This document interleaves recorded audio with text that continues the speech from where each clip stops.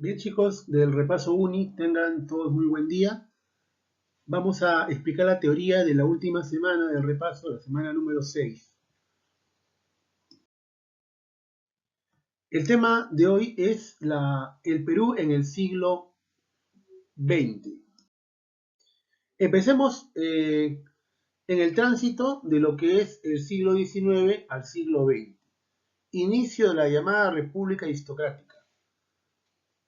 La República Aristocrática se da mediante un golpe de Estado del Partido Demócrata de Piérola, aliado del Partido Civil.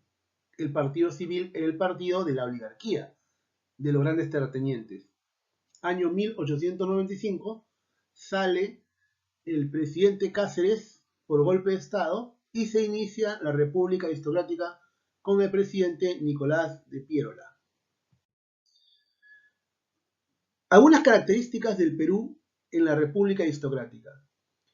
En la República Aristocrática el Perú había logrado reactivarse económicamente. Como podemos ver en el mapa, vamos a utilizar ahí la plumita, el Perú se volvió un gran exportador de azúcar al mundo. El Perú también encontró yacimientos de petróleo, sobre todo en la zona de La Vera y Pariñas, en Talara, Piura. En el Perú se descubrieron también una buena cantidad de árboles de caucho que proveían de la materia prima para los neumáticos de la revolución industrial. Además, también el Perú es una tierra muy favorable al cultivo del algodón de calidad. También el Perú tenía minerales en la sierra, sobre todo el Cerro de Pasco, y la lana también jugó un papel importante. El Perú entonces, en la República Aristocrática, empezó a tener una economía extractiva donde los productos estrella eran los agroexportadores, azúcar y algodón. A nivel social podemos decir que la República Aristocrática es el dominio de la oligarquía de la costa, es el dominio del partido civil, los grandes terratenientes, varones del azúcar le decían algunos de ellos, grandes hacendados. Además también estaban aliados con los gamonales, especies de señores feudales que estaban en la sierra y que tenían los territorios óptimos para la agricultura. Era una época en la cual se daban diversas formas de explotación de tipo feudal con los gamonales y los yanaconas, o de tipo capitalista en las fábricas que habían, sobre todo en Lima y otras ciudades de la costa peruana. Es por ello que el movimiento obrero se hizo importante. Surgieron muchas fábricas y también la cantidad de obreros se multiplicó. Esto dio origen al movimiento obrero, que va a tener una ideología llamada el anarquismo. Otra característica de la llamada República aristocrática, un grupo de gente poderosa que detentaba pues el control de la economía y también el control del poder político, vamos a hablar de algunos de los presidentes más importantes que estuvieron en esta etapa conocida como la República Aristocrática, o si quieres también le puedes llamar segundo civilismo, porque es la segunda vez que el Partido Civil tenía preponderancia a nivel político en el Perú. Nicolás de Piérola. Nicolás de Piérola establece la libra peruana de oro para fortalecer la moneda. Además también Nicolás de Piérola produjo el estanco de la sal. El Estado peruano tomó las reservas de sal, los yacimientos de sal, para garantizar préstamos que nos sirvan para pagar el rescate de las provincias cautivas que estaban en manos de Chile. Nos referimos a Tacna y Arica. En tiempos de Piérola también se da una gran rebelión en Huanta y Ayacucho, precisamente porque el Estado les había quitado la potestad de tener la extracción de sal, la rebelión de Huanta en Ayacucho, que va a ser reprimida de manera sangrienta. Viene una misión militar traída por Piérola para modernizar las Fuerzas Armadas peruanas con miras a una posible guerra contra el vecino país de Chile. Además también se da una reforma electoral que excluyó del voto a los analfabetos. Solo los alfabetos podían ejercer ese derecho de votar, de elegir y ser elegidos. Luego viene el gobierno del hijo del fundador del Partido Civil, José Pardo. José Pardo En sus tiempos se inicia con fuerza la lucha de los obreros por las 8 horas. Pardo es reconocido porque hizo una reforma educativa, siguiendo también los lineamientos que décadas antes había hecho su padre, Manuel Pardo. ¿Qué es lo que hace Pardo? Promueve la educación primaria gratuita y obligatoria.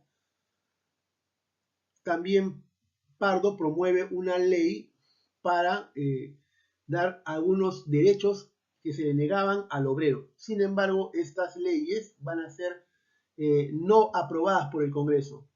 Luego viene el gobierno de Leguía, no confundir con el oncenio de Augusto B. Leguía. Este es el primer gobierno que dura 4 años, desde 1908 hasta 1912.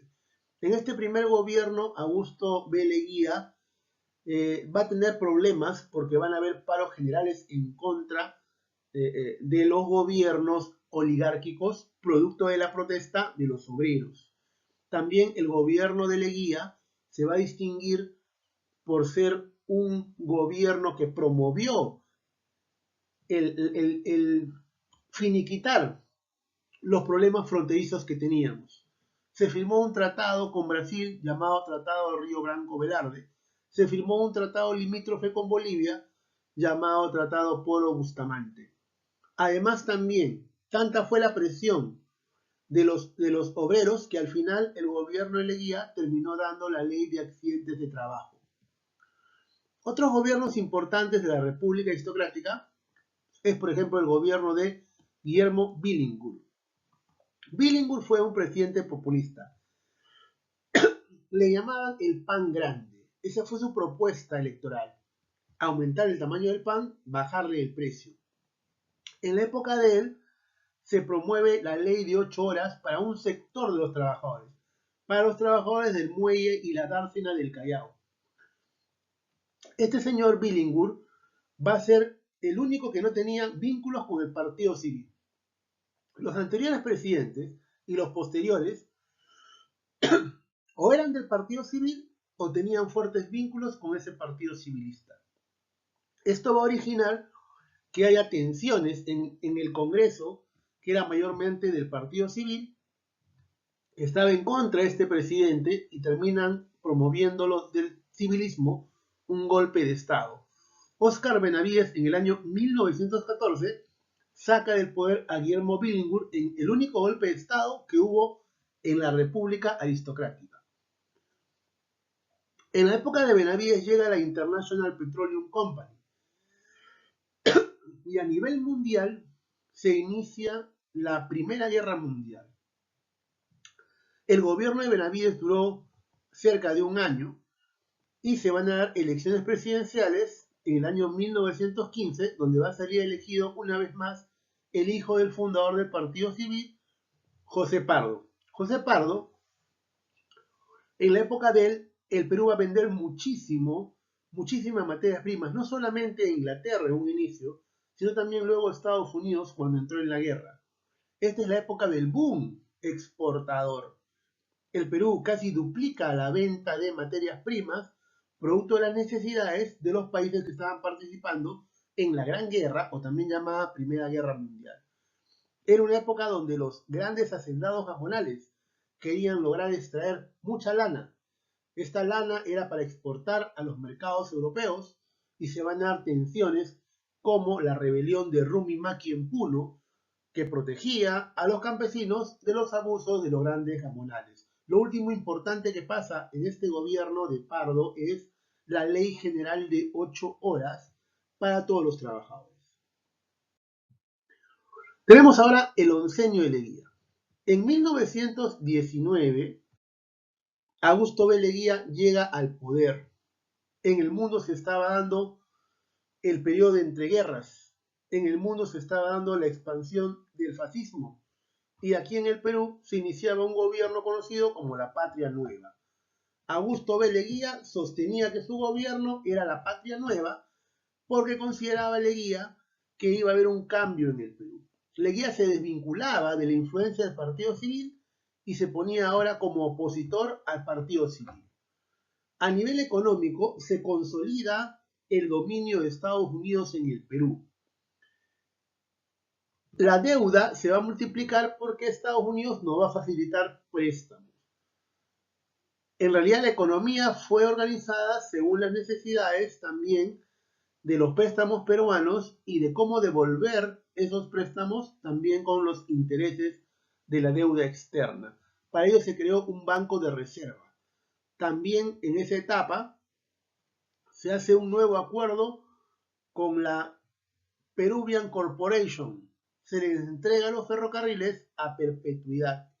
Además también el onceño de Leguía promueve el laudo de París, un arbitraje internacional, porque había un problema del petróleo con la International Petroleum Company de Estados Unidos. Al final, estos jueces de París le van a dar la razón a la IPC de los Estados Unidos, que no pudo verse obligado a modificar el contrato que el Perú le exigía y siguió llevándose los beneficios de la extracción del petróleo en el norte del Perú. Por otro lado, a nivel social, es un gobierno pues que estuvo a favor de las clases medias, estuvo a favor de los comerciantes, estuvo a favor de ese sector emergente, de profesionales. El gobierno de Leguía no se puede decir que favoreció a la oligarquía agroexportadora, a los poderosos del Perú, ni tampoco favoreció a los más necesitados como los obreros y los campesinos. Fue un gobierno principalmente para las clases medias. Promovió una burocracia grande del Estado. Promovió una reforma universitaria que debilitó el control que tenía la oligarquía civilista en universidades como San Marcos. Es una época en la cual aparecen otras ideologías, como el socialismo, que se decía fuerte después del triunfo de la Revolución Rusa. En esos momentos, el onceño de Leguía promovió la construcción de caminos y carreteras con la ley de conscripción vial. A nivel político, el onceño de Leguía fue una dictadura cívico-militar, con apoyo de los militares. Hubo bastante corrupción, una constitución nueva que promovía la reelección del presidente. Además, también se promovían nuevos acuerdos limítrofes que van a tener mucha importancia mediática en esos tiempos. Por ejemplo, el tratado con Chile, que fue el Tratado de Lima, más conocido como Tratado Radagamio Figueroa Larraín, donde el Perú recupera Tacna, pero cede Arica a los chilenos. Otro tratado que no fue muy mediático va a ser el Tratado Salomón Lozano, donde el Perú le entrega el trapecio amazónico a los colombianos. Era una época de mucha agitación política. Surgen movimientos partidarios de masas, como es el caso del APRA y el Partido Socialista del Perú. El APRA, liderado por Aya La Torre, y el Partido Socialista, liderado por José Carlos Mariátegui. El onceño va a terminar mal debido a la crisis que pasó Estados Unidos a partir del año 1929 con el crack de la bolsa de valores de Wall Street. Eso va a afectar al Perú porque el Perú dependía de los préstamos, de las inversiones que daba Estados Unidos o que traía Estados Unidos al Perú. Termina el onceño de Leguía y llega una etapa conocida como tercer militarismo. Pero vamos ahora a otro punto muy recurrente en el examen de admisión. ¿Qué punto es este? Bueno, la etapa que va de 1968 a 1980 en realidad. Estamos hablando del gobierno de las Fuerzas Armadas. La primera etapa con Velasco, la segunda etapa con Morales Bermúdez. Tenemos aquí primero a Juan Velasco. Juan Velasco Alvarado tomó el poder en el Perú sacando al presidente de Acción Popular, Fernando Belaúnde. Era una etapa en la cual estos reformistas militares van a establecer un conjunto de cambios en el Perú que van a sorprender a la mayoría de la población. A nivel económico, Velasco aplicó su Plan Inca, un programa nacionalista donde se estatizaban, se expropiaban una gran cantidad de empresas estadounidenses y también de otros países. siendo la más mediática la International Petroleum Company, que se va a transformar en una empresa peruana llamada Petroperú. Y así una serie de compañías extranjeras fueron estatizadas, fueron expropiadas, creándose empresas estatales, como es el caso de Centromín Perú, Hierro Perú, Pesca Perú, la Empresa Nacional de Ferrocarriles del Perú. Velasco Alvarado promovió su reforma agraria. Se le quitó la tierra a la oligarquía y se le entregó a las comunidades, o mejor dicho, a los campesinos que trabajaban en esas haciendas y ahora eran dueños a través de cooperativas. Sin embargo, la reforma no tuvo el éxito esperado.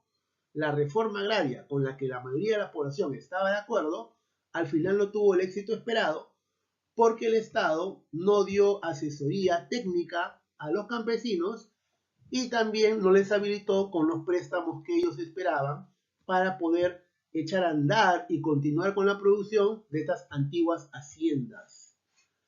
Era una época en la cual el Perú entraba en crisis no solamente por el mal manejo de los asuntos económicos internos, sino también por la influencia de la crisis internacional que había con el petróleo.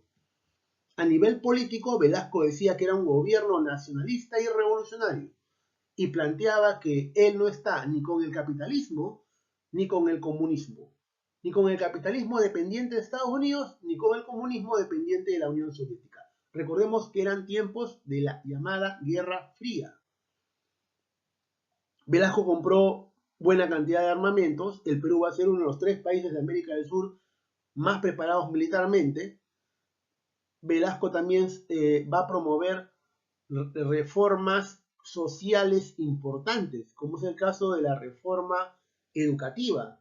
La reforma educativa va a traer grandes cambios. Va a ser una educación para la producción, una educación técnica, para que el estudiante de colegio salga con una base, quizá en carpintería, quizá en electricidad, en mecánica, que le sirva para incorporarse al modelo industrial que estaba promoviendo Velasco Alvarado.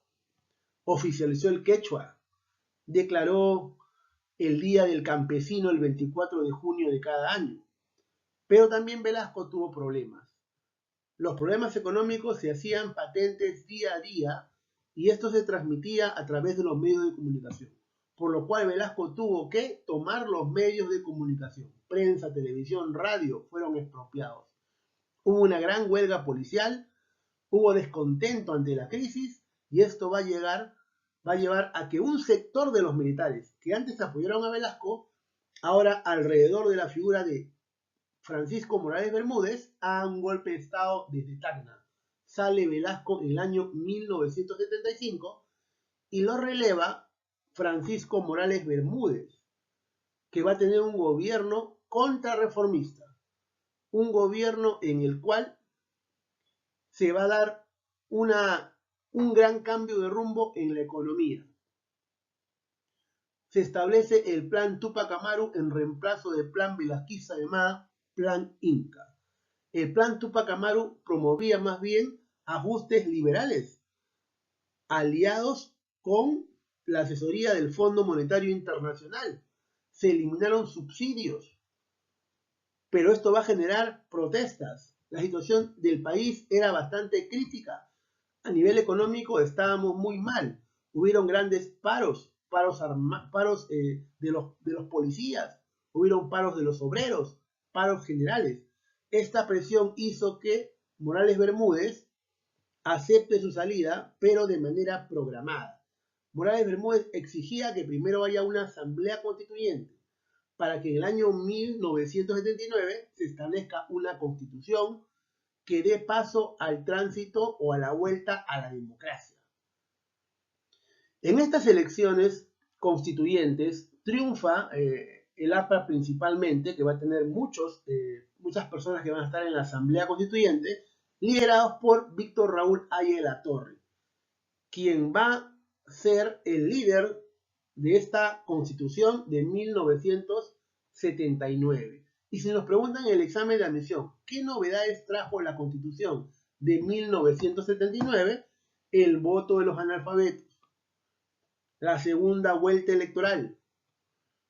Esas reformas importantes no habían antes en el país. Año 1980, regresa la democracia, el pueblo volvió a elegir a Fernando Belaúnde Terry, que 12 años antes había sido acusado de corrupto y había salido del poder gracias al golpe de Estado de Velasco Alvarado. Bueno, chicos, ahí estaríamos quedando con la parte teórica. Gracias.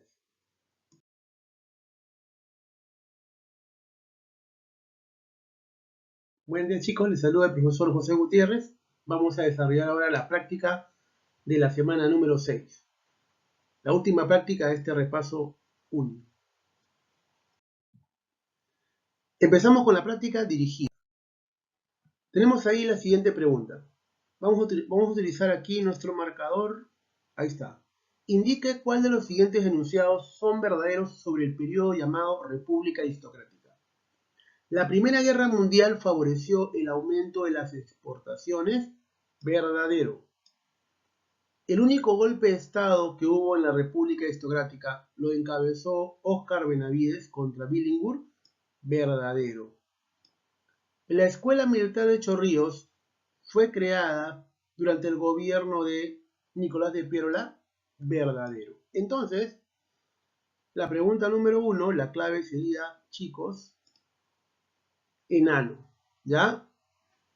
1, 2, 3. Los 3 enunciados son correctos. Pregunta número 2.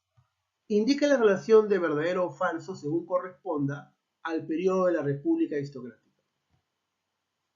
En la República Aristocrática, ¿surgieron los primeros sindicatos del Perú? Sí, fueron sindicatos de tendencia anarquista. Verdadero. ¿Los golpes de Estado militar fueron constantes en la República Aristocrática? No, solamente hubo un golpe de Estado de Benavides contra Guillermo Billinghurst, por lo tanto sería falso. La economía peruana se basó en la agroexportación. La venta de azúcar y algodón fueron fundamentales en la economía, por lo tanto fue verdadero. Aquí la respuesta de la pregunta número 2 sería que lo correcto es 1 y 3.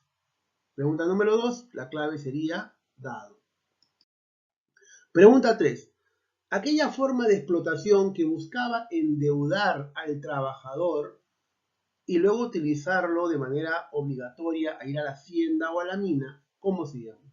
Bueno, los enganchadores, gente que iba a buscar trabajadores pobres, sobre todo de las comunidades campesinas de la sierra, iban, te ofrecían, te adelantaban dinero, que al final uno lo gastaba por necesidades, y luego te obligaban a ir a la hacienda para producir agricultura, o si no también a la mina para producir minerales, pues, ¿no? Entonces la pregunta número 3, el enganche. El enganche, endeudamiento progresivo del trabajador para obligarlo a trabajar ya sea en las haciendas o en los enclaves mineros. Pregunta 3, la clave sería casa. Pregunta 4. Ahí tenemos, durante el régimen conocido como la Patria Nueva de Augusto B. Leguía, emergen grupos sociales interesados en la modernización productiva del país. Lo que se quería era, entonces, por parte de Leguía, aumentar la burocracia, aprovechando pues estos profesionales que empezaban también a llegar a las universidades. La época de Leguía era una época en la cual a las universidades ya estaban entrando gente de las clases medias. Entonces aquí, si te preguntan, señale cuál de los siguientes grupos sociales corresponde a este grupo emergente, productivo, que trataba de modernizar la política del país, la clave sería las clases medias urbanas. Eso fue entonces el régimen de Leguía, un régimen aliado de la clase media, favorable a ellos. Pregunta número 4, la clave sería enano. Pregunta 5. Indique cuál de las siguientes medidas fueron decretadas durante el gobierno de Leguía, en este caso el oncenio de Augusto B. Leguía. En la época de Leguía se dio una ley llamada la Ley de Conscripción Vial, con la que se hizo trabajar a los campesinos humildes y obreros verdadero. Durante el oncenio de Leguía se puso en un arbitraje internacional el problema del petróleo controlado por la IPC de Estados Unidos verdadero. Este arbitraje se llamó el Auto de París. Durante el oncenio de Leguía se firmó el contrato Grace. No, eso fue durante el gobierno de Cáceres. Falso.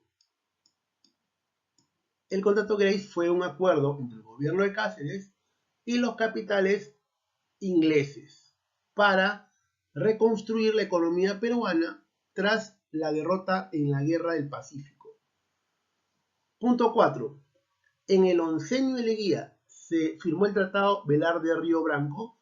Sí se firmó en el gobierno de Leguía, pero no en el oncenio, sino más bien en el primer gobierno de Leguía, que fue parte de la República Aristocrática. Por lo tanto, aquí sería falso. La clave de la pregunta 5, barco. 1 y 2 solamente son correctos. Pasamos a la pregunta número 6. ¿Mediante cuál de los siguientes tratados Tacna se reincorporó a territorio peruano? Bueno, en realidad el tratado fue visto como un tratado salomónico. ¿Qué significa, profesor Gutiérrez, un tratado salomónico? Un tratado salomónico es cuando ambos países que están en este conflicto limítrofe deciden dividirse el territorio en disputa. Y efectivamente, los territorios en disputa eran Tacna y Arica. Tacna regresa al Perú y Arica pasa a Chile. ¿Cómo se llamó ese documento? Ese tratado entre Perú y Chile, el Tratado de Lima, también conocido como el Tratado Radagamio-Figueroa Larraín, por los ministros de Relaciones Exteriores que firmaron esos documentos. Entonces, la clave de la pregunta número 6 sería enano. Pasamos a la pregunta número 7. El Plan Inca, implementado por Juan Velasco Alvarado, comprendía una política nacionalista, intervencionista. ¿Cómo se inició esta política nacionalista intervencionista? ¿Cómo se inició? Bueno, con la expropiación o nacionalización del petróleo que estaba en manos de la IPC de Estados Unidos.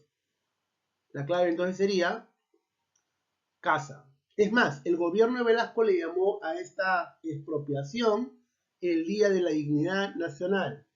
Los peruanos por fin poníamos orden, decía Velasco. Y a estas empresas que se aprovechaban del Perú se les invitaba a retirarse del país. Es lo que planteaba Velasco. Pregunta número 8. La organización que movilizó a los partidarios de las reformas implementadas por los militares en época de Velasco se le conocía como. Velasco quería dar a entender que los obreros estaban de su lado, que los trabajadores estaban de su lado. Por eso Velasco promovió una especie de gran sindicato público llamado Sinamos. Aquí la clave sería efectivamente casa. Sinamos. Pregunta número 9.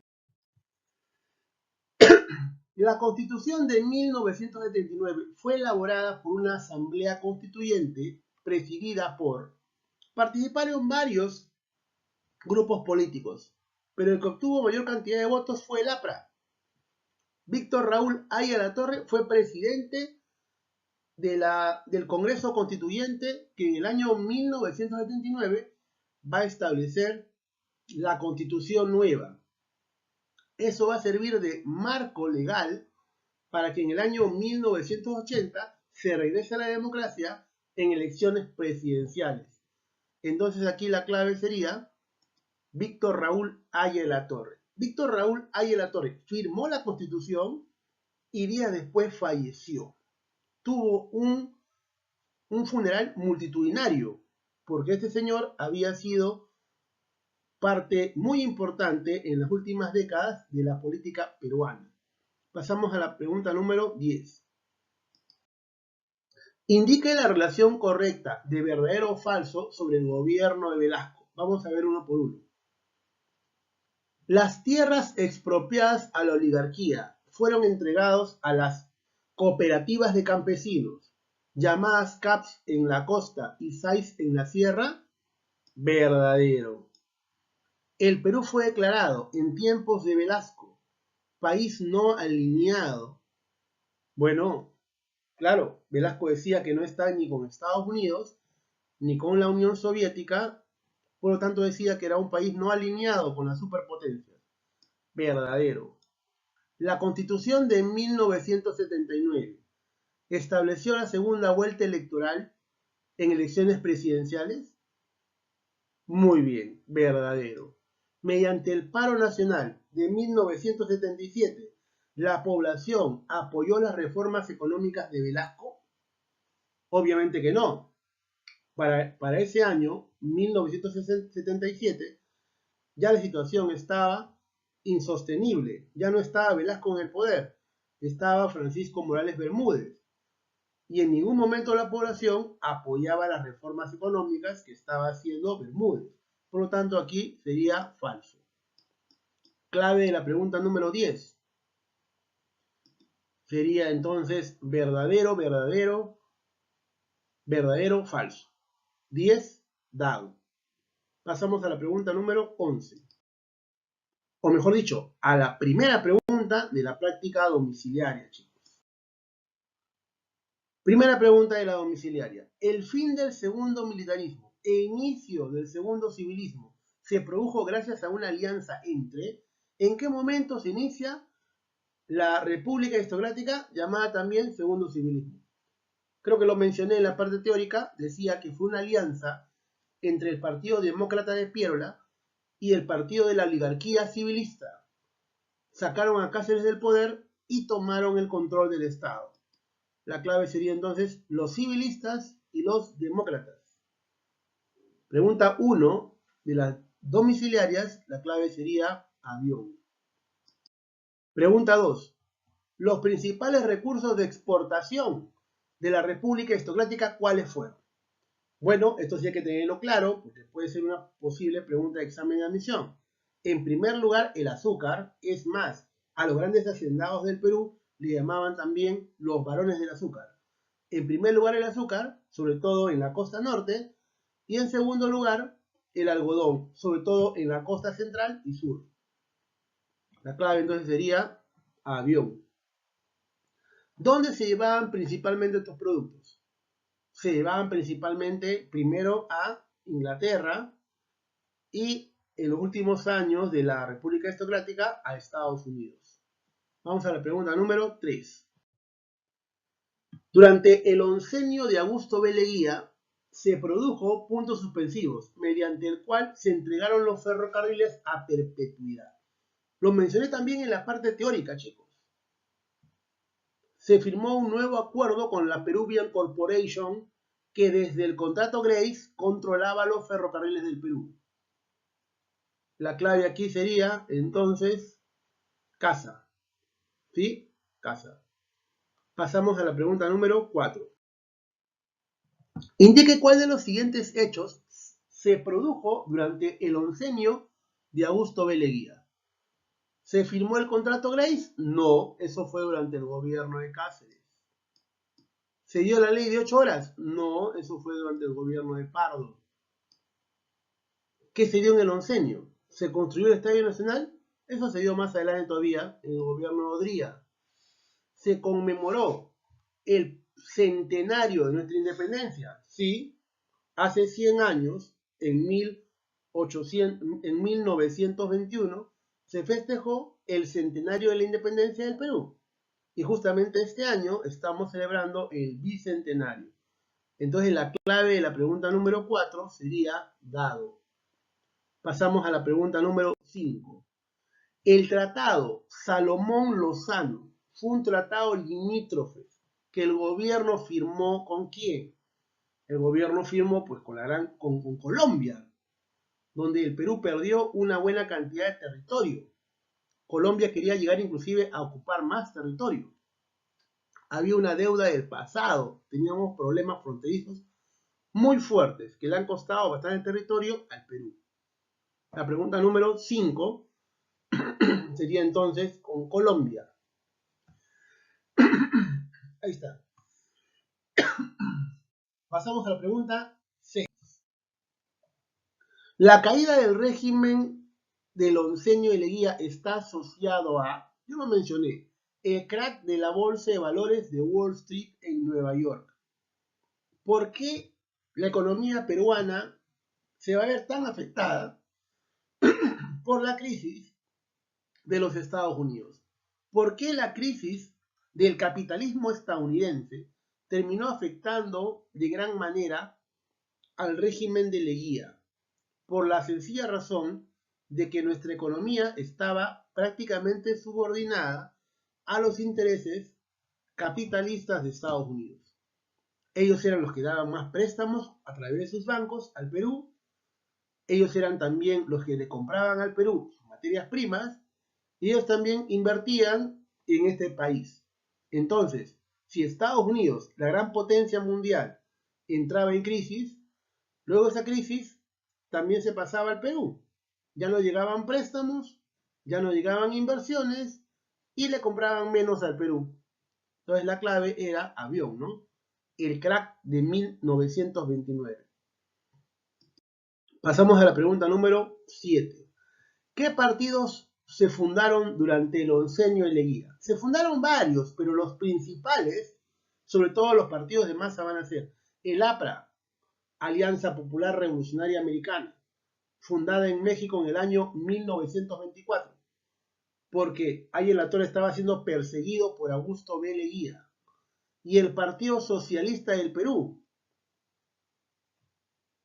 fundado en el año 1928 por el Amauta, este hombre que había sido, pues, se había educado a sí mismo, ¿no?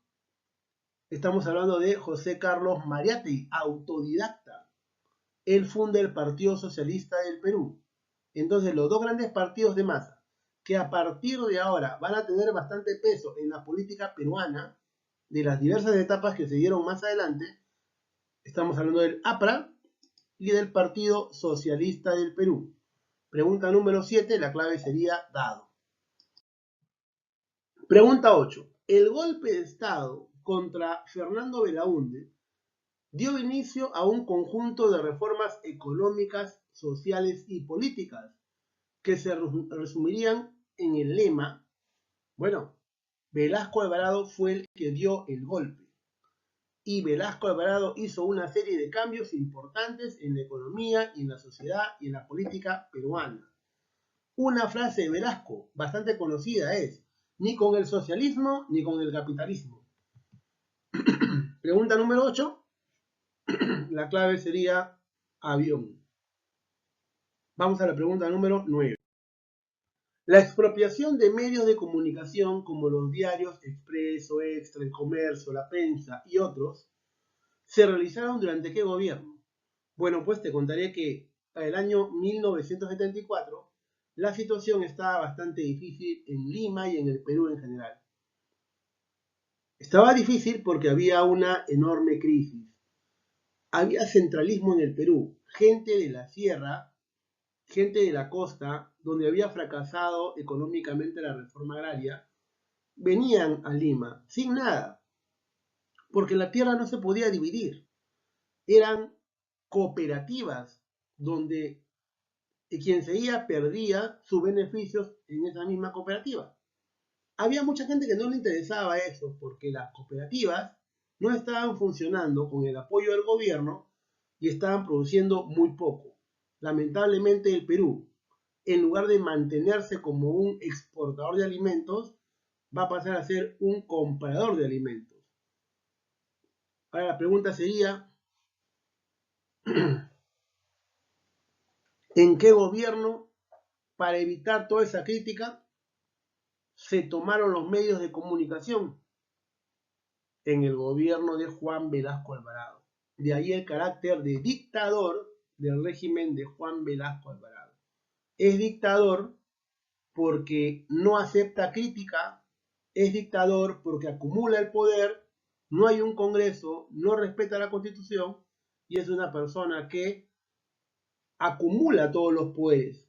La clave sería entonces Barco. Pasamos a la última pregunta, chicos. Pregunta número 10. Indique cuál de las siguientes medidas fue parte de la primera fase, o sea, del gobierno de Velasco de las Fuerzas Armadas. ¿Qué es lo que hizo Velasco que sorprendió también a nivel social?